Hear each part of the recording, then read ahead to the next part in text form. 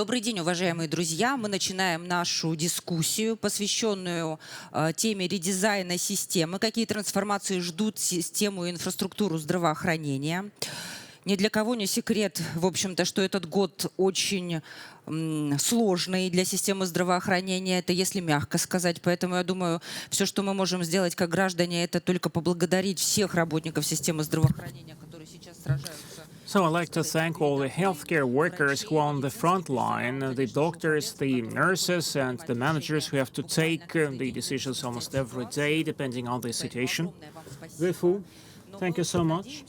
But we do hope very much that those lessons of the pandemic, which we are getting, would also be translated into the future. That's why we're going to discuss that. So we have a Foresight Session on how the pandemic may impact the trends for the development of the infrastructure of healthcare. Today with us are Eldar Hayrulin, Director General, Moscow International Medical Cluster Foundation, Andrei Asadov, CEO Architectural Bureau, Asadov, and you all know him very well.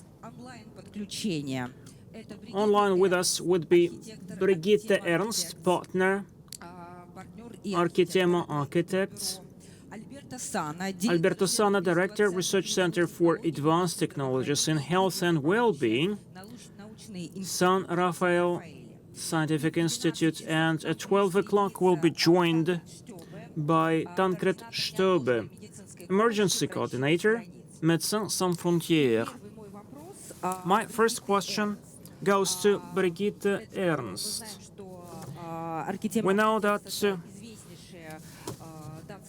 this is a well-known Danish bureau which works with healthcare institutions, hospitals, and there are several innovative projects which were implemented in the recent years. Brigitte, please tell us what elements are so important, the ones which you incorporate into your buildings, which you design, how it all impacts the key performance indicators of the building, how does it impact the people who get medical services in these buildings, and in your viewpoint, if we take the current situation, what lessons we can learn? Thank you so much. Thank you, Natalia. I'll just find my presentation.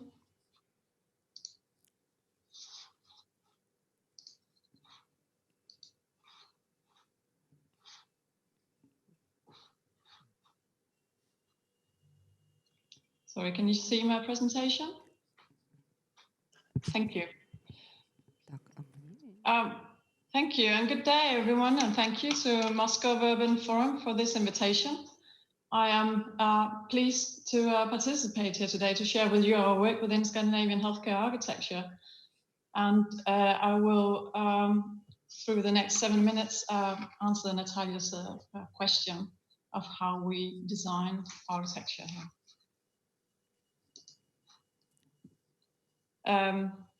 As Natalia said, I'm Brigitte Ernst, partner in Architema Architects, and I'm responsible especially for our Danish healthcare buildings.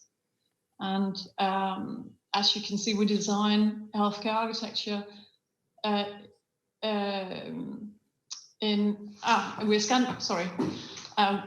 you can see, we design all kinds of healthcare architecture from large scale new hospitals to life science buildings, psychiatric hospitals, and healthcare centers.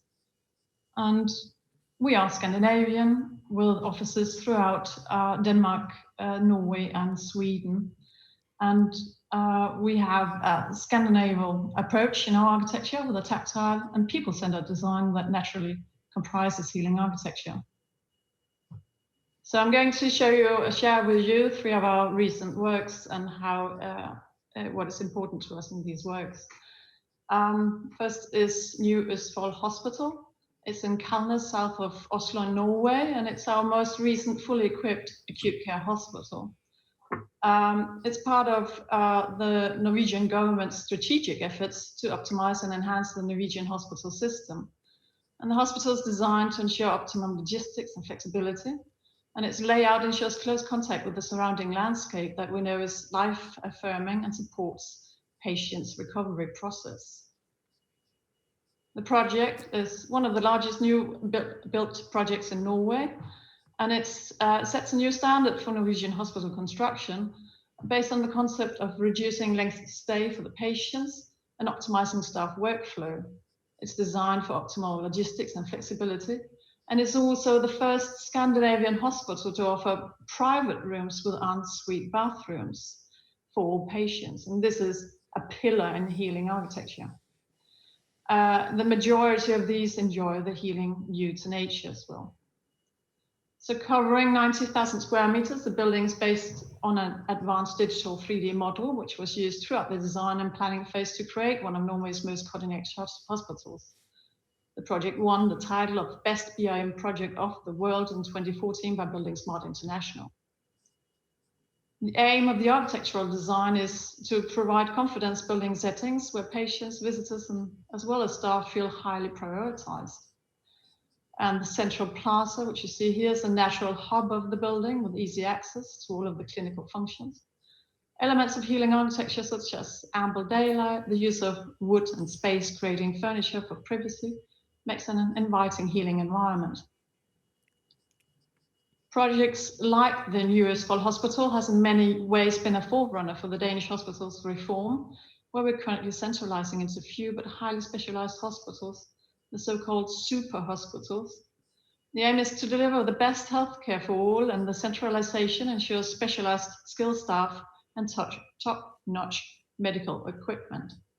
Here it's Argentima's own Gudstrup Hospital, which is currently being built. Now, as a consequence to this centralization, the number of healthcare centers serving several different healthcare functions locally is growing in Denmark. A significant example of this is the Holstebro Healthcare Center designed by Argentima, which received the award of the Best Healthcare Building 2018 in Denmark. The center brings together regional, municipal, and private healthcare facilities under one roof, and the center offers a wide range of public, private, in and outpatient healthcare services, and even has an acute care and psychiatric care service. The healthcare center is a place that ensures safe and local environment where it's possible to go for checkups, rehabilitation, and initial tests without having to go to the hospital itself. A central reception hall, which is bright as well as welcoming, contributes with its large skylights, balconies, and walkways to establish a dynamic and open environment. The center aims to become an important part of the city's social life and acts as a hub not only for the many different healthcare-related functions, but it's also open for the city and the region as a whole. We always strive to create architecture that will make a difference to the people working and visiting our buildings. So one of our main goals was to make visitors feel welcome, both upon arrival and while moving around in the building. The Danish psychiatric hospitals are also undergoing a major transition. In 2017, Argentima's psychiatric hospital opened in the Danish city of Vejle. Since its inauguration, it's become widely recognized for its healing architecture. And this was highlighted when the hospital won the mental health design category at the 2018 European Design Awards against mental hospitals buildings around the world. The new hospital supports the treatment of patients with severe and complex behavioral disorders requiring hospitalization.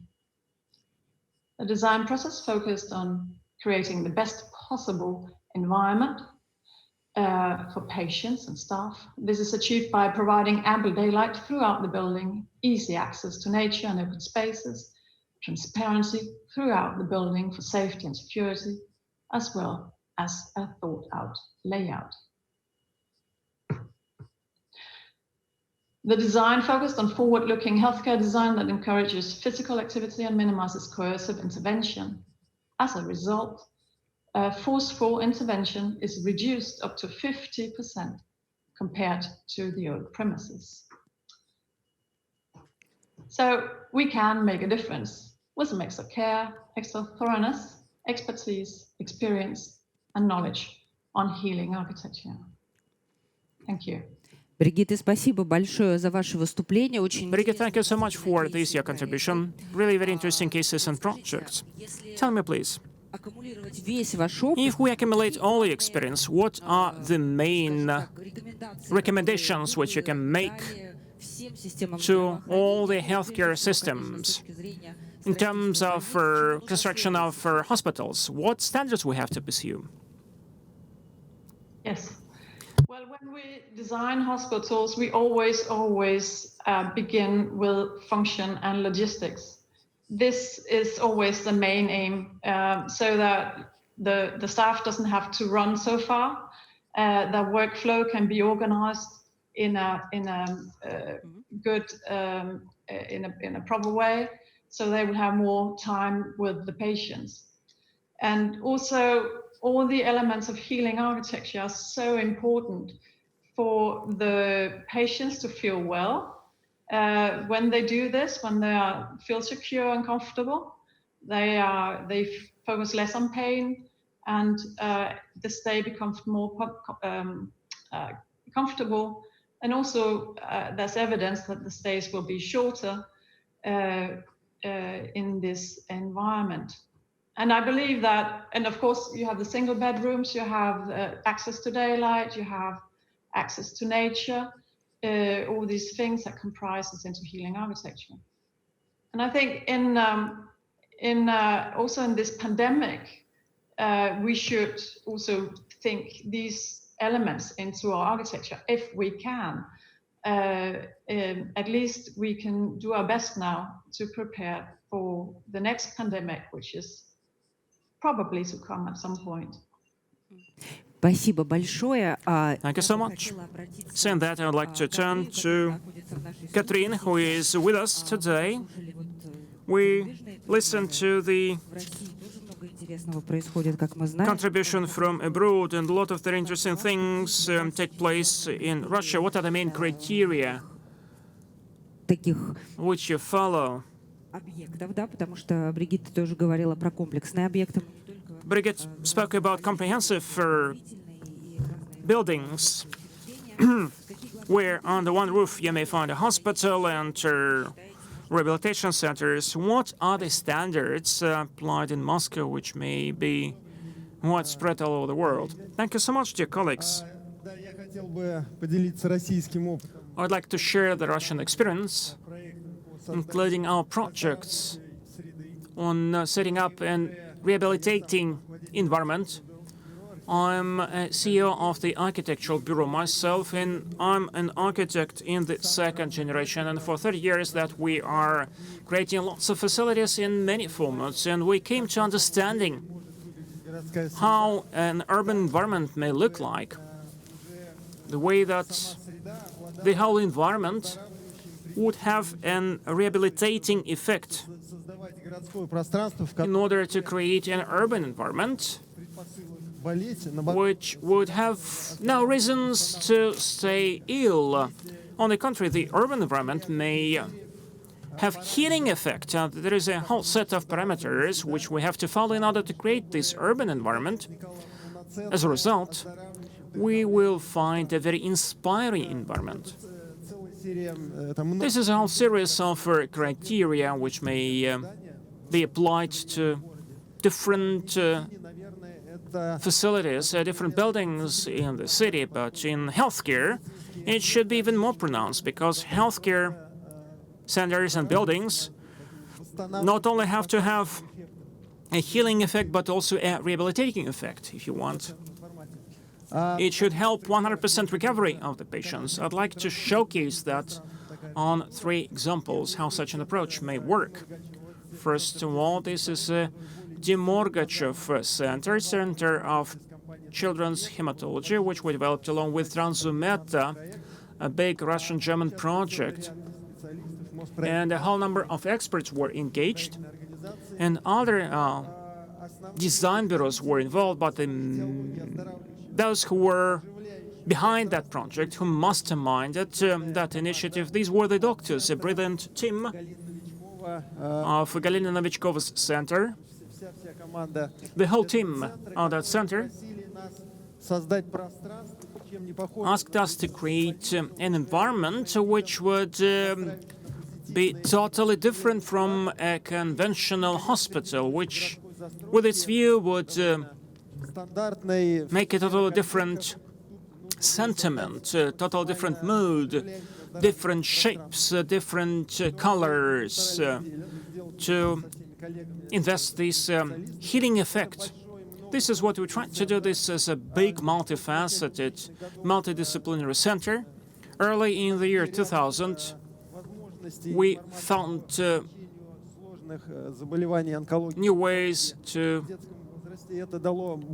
actually treat cancer, especially blood cancer, and this boosted the development of the Russian medicine all over the world. And apart from the healthcare part, we also have a block of buildings dedicated to R&D work. The doctors and researchers from all the world may meet there. And this bunch of colorful buildings, which we call a Tree of Life, is the one which is accommodating children along with the parents. They have to live there for rehabilitation. Therefore, unfortunately, this is a little city within a city, so to say, which incorporates a kindergarten and a school. So our main idea was to create a healing and rehabilitating center. And actually, probably, the picture is more colorful than it is in reality, but we wanted to set up a reviving or resuscitating atmosphere which would change the person's mood so that he could switch from pessimism and depression to more open, more assertive, so to say, mood. The interior was designed along with our German colleagues. We tried to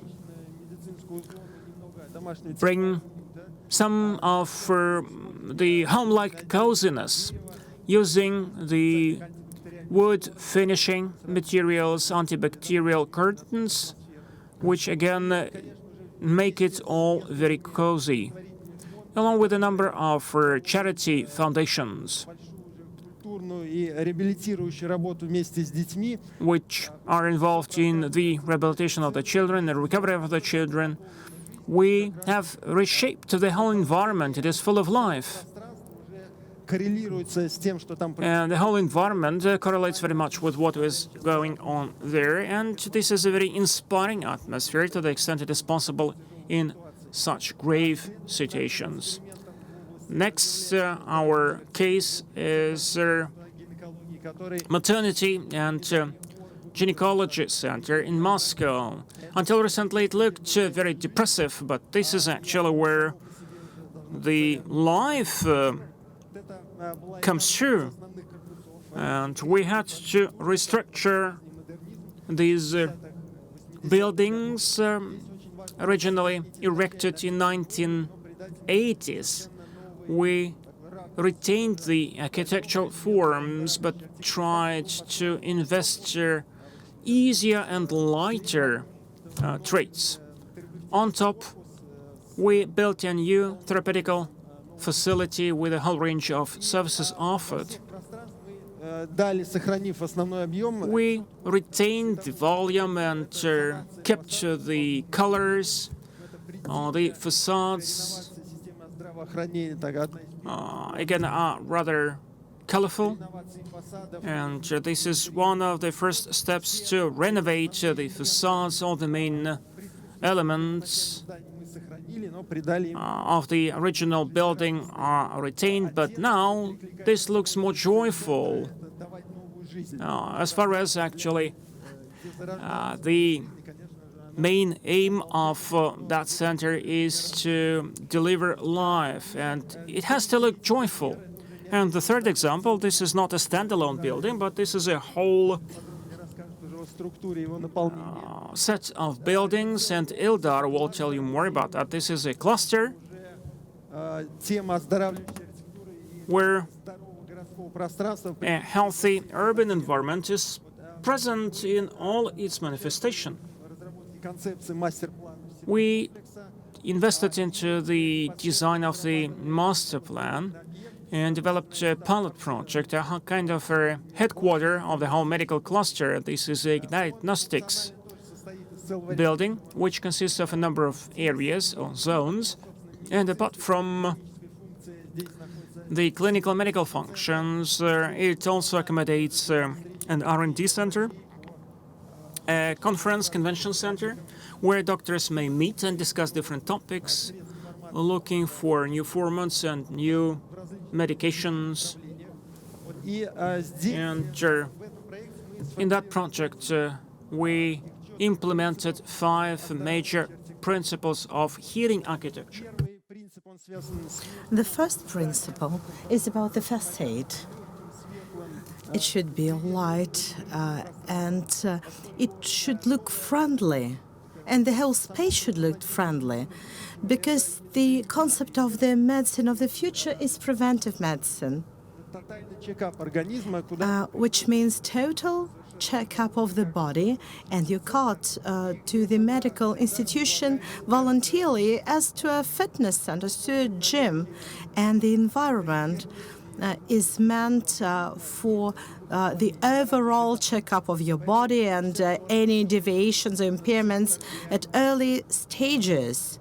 And this is the concept of the center, just overall investigation when you feel calm, when you get there regularly and not an emergency, and when you investigate all your systems. Healthy body, healthy soul is the second motto of ours.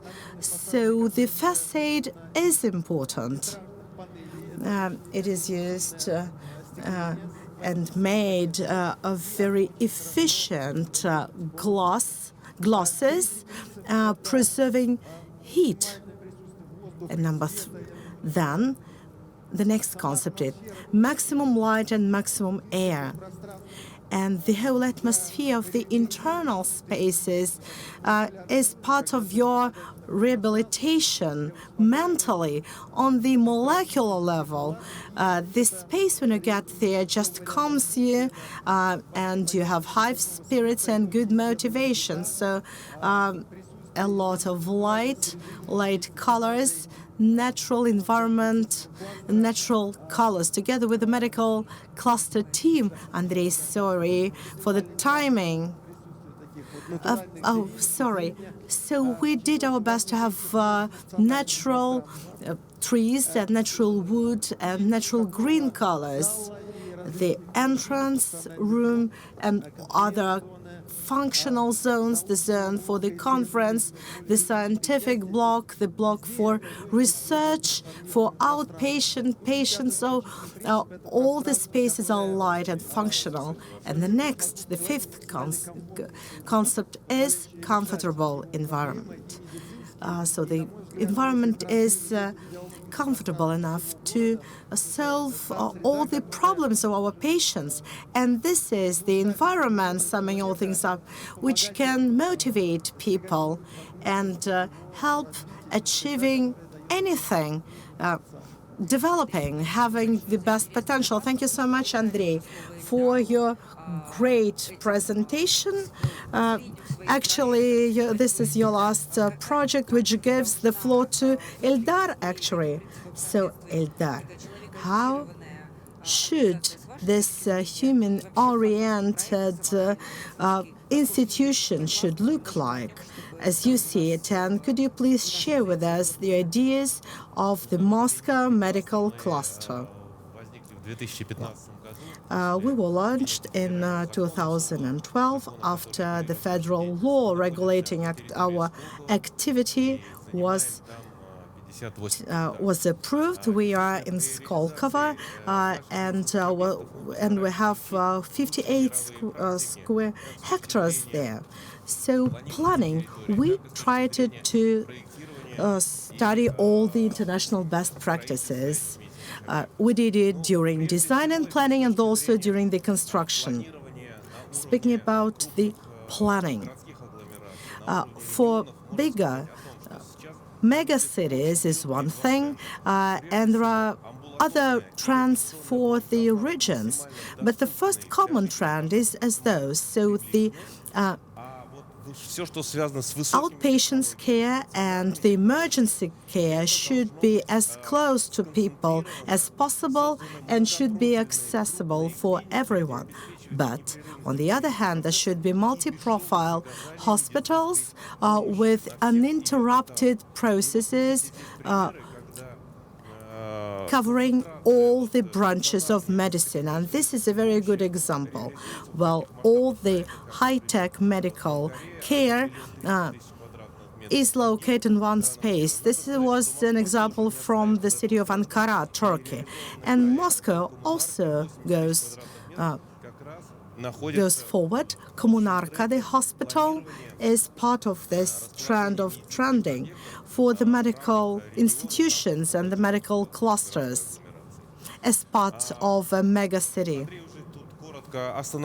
Andrei has stopped on the basic principles. We stick to designing and planning our medical facilities.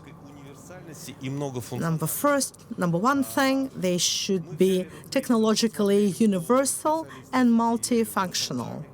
We've seen how it works in Rotterdam, in the Erasmus hospital. They faced a problem. The medical technologies are developing rapidly, and we need to implement them on the hospitals which are quite old, and this is what we are doing. Multifunctional medical centers, medical malls, at what we are planning now. There will be a lot of hospitals, and all of them have potential to increase and to decrease, to change, and all the construction and design changes should be adaptive to different solutions. We have calculations, we have the plan for the engineering systems, and the construction is in process, and it will be ready at the beginning of the year 2022, beginning of 2023. The next principle is patient and staff-oriented. The patients, and Andrei is right to have said it, should feel comfortable. Nothing should remind of the burden of the old hospitals of Russian Soviet Union. And the staff should also be happy, so we need to work with the feelings and emotions of our people. Colors, solutions, tactile solutions, ventilation, smells, feelings, all this we have to make part of our solutions during design and plan of our facilities. There is one more trend, and this one is international. Medical institutions try to create one system which is uninterrupted, and there are several systems. GCI system is one of the common international systems. This is a standard, actually. And these standards, the GCI standards, they also mean special construction solutions. So all our clinics will have to undergo GCI survey and get the certificate. So all our facilities have to be certified in accordance with the LEED system, leadership, energy, and design during planning and during exploitation. And there is one more trend, which is forever now: digitalization. All the stages of planning, construction, and use of the medical facilities. During the design stage, we can change something, specify something, but during the use, this will allow us to use the infrastructure in a maximum efficient way. Ильдар, спасибо большое за Thank you so much, Ildar, for your complex presentation and systemic, and thank you for being on time. One question I have for you. Launching all these projects for the medical clusters, what indications, what KPIs you're planning to reach? So clearly this is meant to be internationally oriented. So we'll have more than 15 clinics and hospitals and more than 300,000 people, and 15% of the staff members will be international medical doctors. So this will be a kind of a medical city. Yes, a medical city targeted and transferring of the best practices, best technologies, and best management. Thank you so much, Ildar. And I would like to give the floor to Alberto Sana, Director of the Research Center for Advanced Technologies in Health and Well-being from San Raffaele Scientific Institute, Italy. We've said that the institutions work as a team. So what technologies will be most in demand? Because your institute is an international institute. It works with the best venture systems for healthcare. Thank you so much for the invitation, and I hope you are seeing my presentation correctly.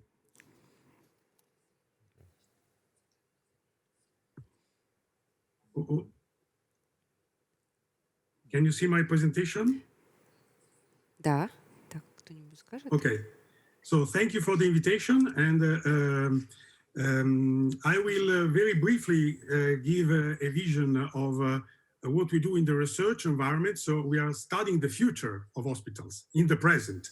And San Raffaele is part of the San Donato group, which is in Milan, in the Lombardy region of Italy.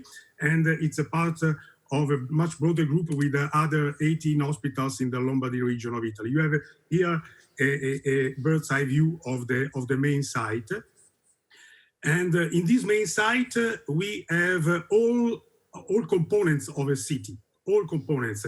We produce the energy. We have a private metro connecting to the public system. We have hotel on site. We have a sports facility on site. We have kindergarten, high school, university. We have a bigger retail area with more than 4,000 square meters with supermarket, bookstore, jewelry, restaurant, travel agency, and so on and so forth. We have a heliport and parking. So everything you find in a smart city, you find in this compound. This is why we have these 3 research programs. One is the Hospital of the Future, second is Life of the Future, and third is City of the Future. And I will be presenting this very briefly to give the sense of this, let's say, ecosystemic approach to health and well-being. So how do we do this research? We do this through research project. All of that you can see here are research projects dealing with the European Commission. So they are called Horizon 2020, Horizon Europe. So big international European project dealing with all aspects of these ecosystem. For example, yesterday we had the kickoff of the last project on drones on site. A week ago we had the kickoff of a project on energy on site. And this is the, let's say, the infrastructure and smart city domain. But let's have a look at some aspects with pictures, because I don't have time to go in details.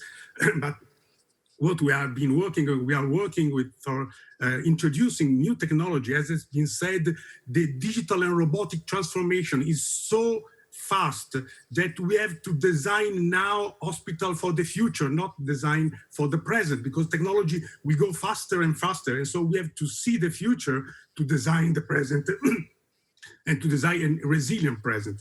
So we are working a lot on robotics, what we call healthcare 4.0, which is the automation of logistics, automation of manipulation of tubes, in the transportation of drones, also in the introduction of technology like these robots in the pediatric department to have a more, let's say, engaging environment for kids, together with all the other humanistic aspects that are fundamental. So, and you see also here an ambulance which is connected with 5G to the hospital within a project, and all of this will fit. This is a brand new part of the hospital that is going to be open in some months from now. All of this must be put and must be adapted with these advanced and wonderful container architects are fantastically able to design. So it's important to consider all these transformation. Here you see, as I said, what we did within a 5G project to connect tele-robotics from far away to an operation theater that was inside the hospital, or as you can see, the connected ambulance that enable the remote presence of emergency doctor already in the van where the patient is coming.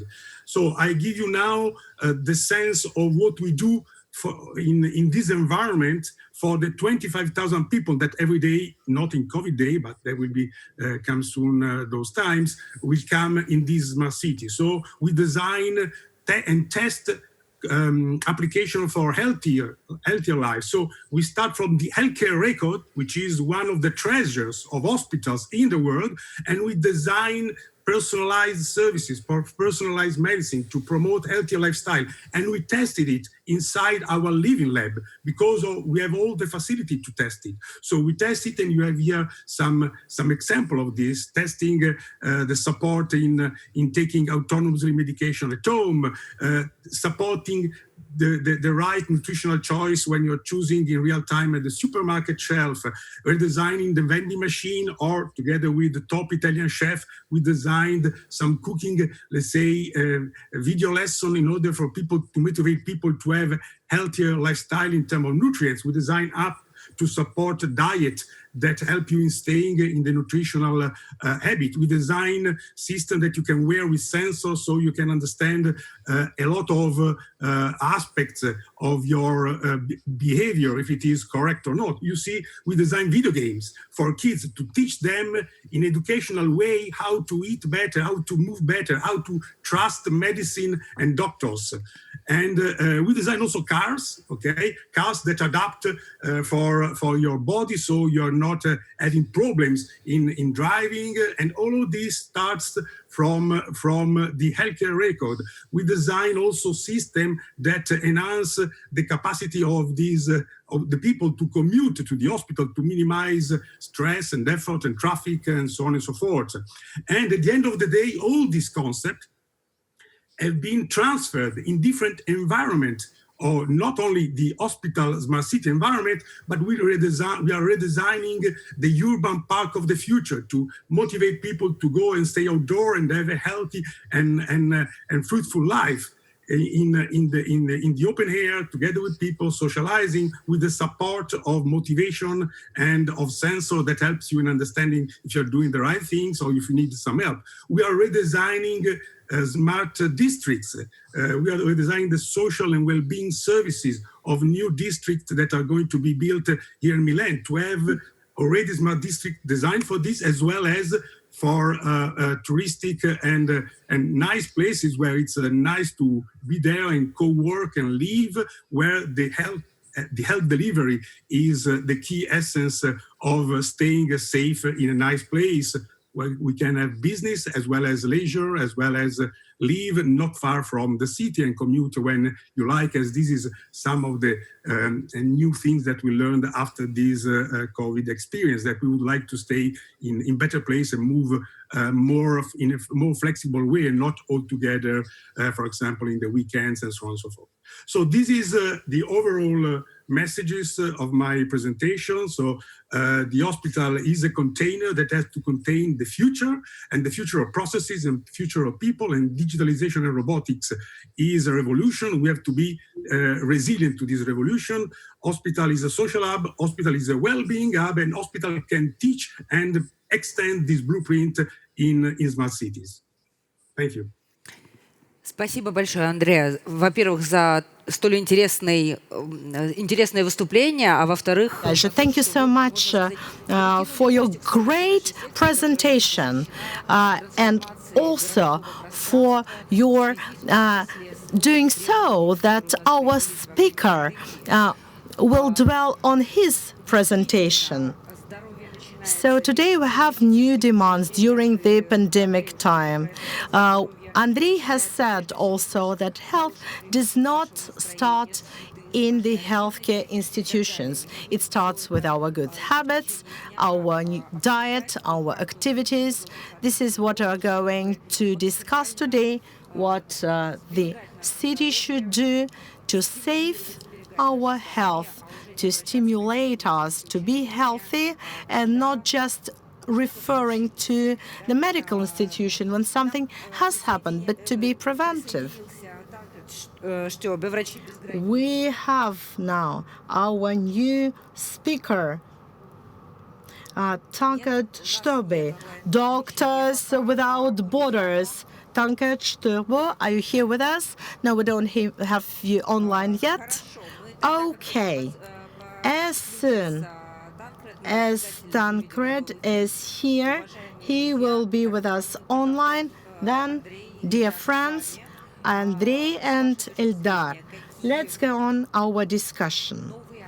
What new facilities do you think should emerge in the Moscow and just the Russian healthcare system to meet these new demands in the maximum possible way? Yes, we have new facilities. Yes, we know we have a great program of preventive investigation of the Moscow parks when every citizen could come to a park and have primary checkup right there in the Moscow parks. What else do you think should emerge? Maybe something should happen with our schools, as the previous speaker said. Maybe something should happen with the redesign of the healthcare system as a whole. Yes, Andreas has shared a great vision with us. He said that health starts much earlier than people come to the medical facilities, but in the environment we live in every day. This all starts with the traffic, the green zones, the pedestrian zones. I don't mean just outdoor spaces, but the spaces in the facilities. All these elements, they support the right rhythm and closeness to the nature. And this all is an energy safety technology, which improves the spirits, the tone, and this is the positive environment. Speaking about schools, schools are important, and we're also experienced in working with schools. For me, a school is a city in a miniature, in a model, and this should be a model for communication of people, especially children. This is what we are lacking in living online. Because normally the city is horizontal ties, interaction. This should happen in school. So the more we interact, the more we develop. This is the normal development of the city, and this is what should happen at schools. There should be theaters, cinemas, social areas, probably not having some particular functions, but for spontaneous communication. And this is what we try to do with the elements of the natural environment, with a lot of light, with all the functions. So the trend is transformable. Light spaces of light colors, flexible, because things develop so rapidly, and any city facility should have the opportunity to transform. Andrew, thank you so much. And now we are joined by Tancreda Stobe, Médecins Sans Frontières. Good afternoon. We welcome you at our Foresight Session. Doctors Without Borders, or Médecins Sans Frontières, always work in extreme conditions during different pandemics or during some emergency situations. So tell us, please,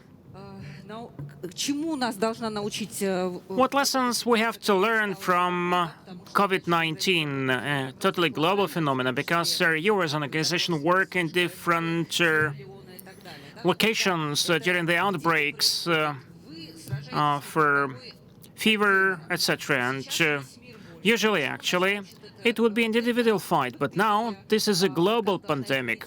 How the healthcare system should change and what lessons we may learn from the experience of that situation. What standards you are implementing, you applying during the COVID-19 pandemic? Good morning. And sorry, my Russian is not good enough to do this in Russian, so I will switch to English if you allow. And I know we have little time, so I will jump right into the subject. Thanks for the introduction. And yeah, what I will bring in here is how we as a global medical humanitarian organization are dealing with this pandemic, which of course is a huge challenge for all of us. I will just give you a few elements to see where we are. So I had the privilege to work very early on in the pandemic in January and February this year in Asia. Our goal was there to prepare the countries and the populations that they will not be affected badly by the SARS-CoV-2 virus. I will also talk a little bit about best practices in healthcare, how we can assure access to treatment, maybe now also to vaccines. And I will share some lights on how things are dealt with in Asian countries, but also in European countries and the challenges we face. And then maybe as a conclusion to see how the shifting of care models are done, what COVID-19 is forcing us to change, which I think is interesting, and I'm very glad to be with you today because I think it is a very important subject to focus on the different challenges that COVID-19 brings along.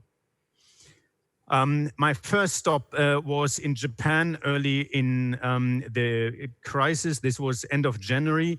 As you see on the upper picture, this was before COVID-19 hit Japan. Hardly people in Japan in winter do wear masks as a normal precaution, which is there for years. Yeah? They didn't have to train this. They didn't have to be pursued to do this. So this is a regular precaution we see. MSF, of course, normally we do not intervene in countries where there is a strong health system like in Japan. The trouble or one of the challenges in Japan were the cruising ships. There was the Princess Diamond, which had a lot of infectious staff member and travelers on board.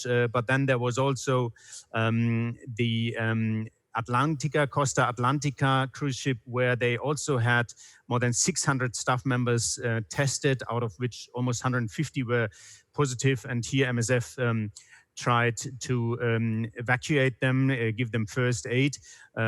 So with our expertise in global pandemic fights, we could help a strong system like Japan, which of course doesn't have to deal with epidemics every day. Interestingly, if we look, the first case in Japan was on those cruise ships on 16th of January. Today, they have still a low number compared to the closeness to China and Asia, with 166,000 infections and 2,300 deaths related to COVID-19. So a country that is doing quite well. From Japan, I traveled to Hong Kong. Hong Kong, of course, is a very close link, almost now part of China, with dozens of border crossings. And there was a big fear in the city that COVID-19 would spread over to the city. Early in the pandemic, by the end of January, our teams in the city did health education training sessions for neglected parts of the city, refugees, asylum seekers, cleaning personnel, who were very much afraid about this virus. You see on the lower picture how we did those sessions. We also distributed some basic treatment there. We did also some mental health counseling. And by mid-February, we did a donation of more than 4 tons of protective gear to Wuhan in China, but also to Hong Kong. Again, cities where city like Hong Kong is a very modern, rich city that normally doesn't need support from MSF. But in this case, they were very helpful. Interesting here, if you look at the numbers, of course, Hong Kong was affected early on, but until today, they were able to keep the numbers, both infection and death rates, pretty low. From Hong Kong, I moved to Cambodia. Cambodia is one of the very poor countries in Southeast Asia, and with very close tied links to China. Thousands of Chinese travel to the country every single day. MSF, we do have a cohort of hepatitis patients in the country, and we were very much afraid that those patients with hepatitis are having an impaired immune capacity, and they need protection. So what we did in the hospitals, and you see it on the upper picture, we did a sort of a checkup before they entered the hospital for every patient and every visitor and every staff, to check the temperature, to ask questions, to give hygiene articles. In the lower picture, you see a training where we do train the hospital staff how to use protective gear. After this preparation work, by the end of March, we paused all our hepatitis activities in the country and shifted our activities to the border to help the border screening from Thailand, because we realized that this is the main challenge for the country to keep the infected people under control. The figures in Cambodia, we have to keep a little bit in question. They are not that reliable, but here again, Cambodia was lucky to be not heavily affected by the pandemic so far. In Cambodia, we knew there is another even poorer country which has a direct border to China. This is Laos, and we did what we call an Explo mission. We moved to Laos in a team with 3 doctors. You see them on the lower picture. And we visited actually every single hospital in the northern part of Laos. And the question, is a country which is poor automatically ill-prepared? Our findings were, no, it is not. Yeah? So despite having a direct border, despite having just a handful of ventilating machines in the country, they did do well. They had the hospitals prepared. The public was well informed through radio and other media forms. But of course, there was a huge economic impact because of the closure of the border, and we see it in the upper picture. All business were down, and there were no support systems, so the people were heavily affected by the economic impact of that border those closures. Interestingly, only in late March they had a first positive tested case, and today only 40 cases and no death. Again, Laos, we have to be cautious with the numbers. But those countries in Asia, of course, they know SARS-1, they know other pandemics, so they knew a very early and robust reaction is mandatory. So why do we talk about Spain? You see on this upper picture, MSF for the first time in our history, we got involved so heavily in Europe, in all European countries. I just take Spain as an example, where we did support hospitals in Madrid and Barcelona, along with our health authorities. We set up 30 hospitalization units with some extra 4,000 beds in these 2 cities. We distributed gloves and other protective gear. We trained health staff in other regions of Spain. We started a phone hotline and a website.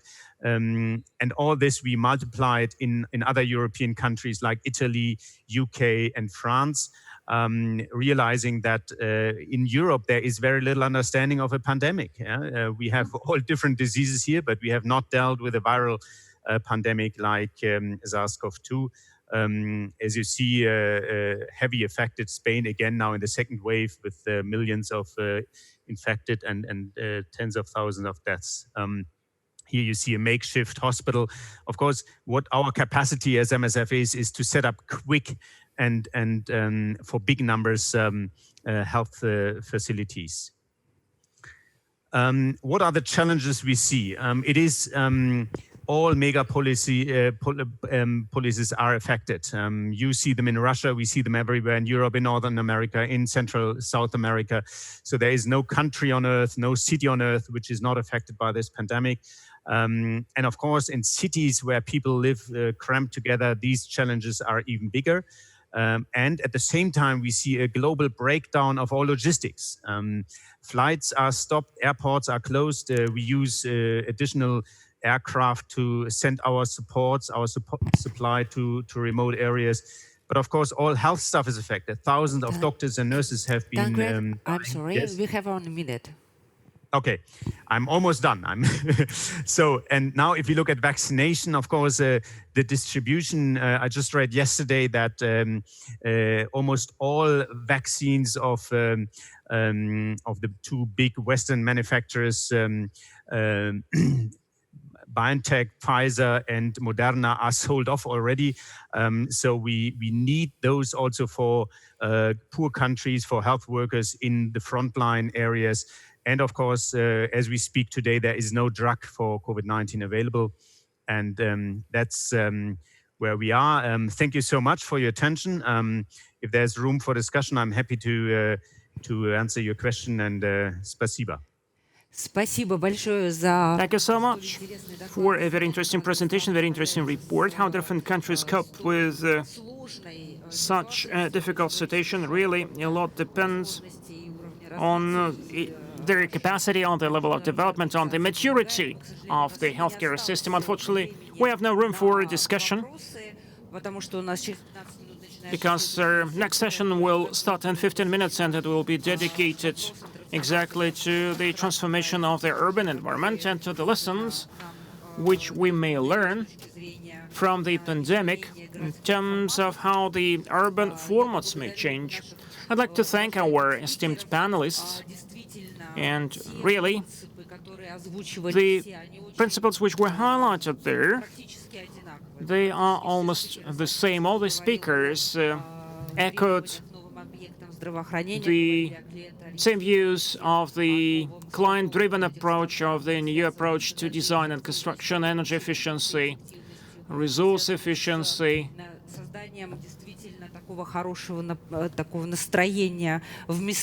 creating good mood in the places of pain, as Edgar Collins called them in his book. And we hope very much that we will see post factum research how these spatial changes improved the healthcare systems. We'll find out why such different cases may improve the recovery of the patients and achievements, really, whether it has any healing effect and what new habits are being developed. Thank you so much once again. Thank you. And we finish our today's session. Thank you so much. Thank you.